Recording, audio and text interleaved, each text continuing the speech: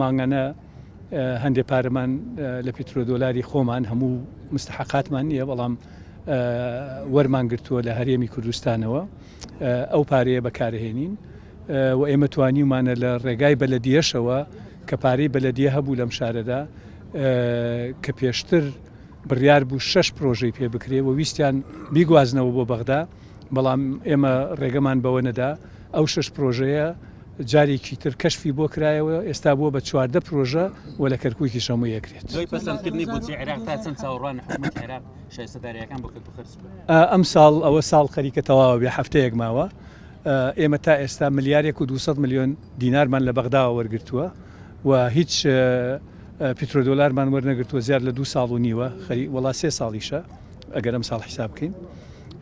لەبەر ئەوە ئێمە بەڕاستی لە بەغا بێزار بووینە و زۆر هەوڵ دەدەین، بەڵام ئەمە زۆر جار ئەیڵێنەوە، لەبەر ئەوە جارێکی تر هەر تاکیدی لەسەرەکەمەوە کە بەغدا کەرکووکی پشتگوێ خستووە.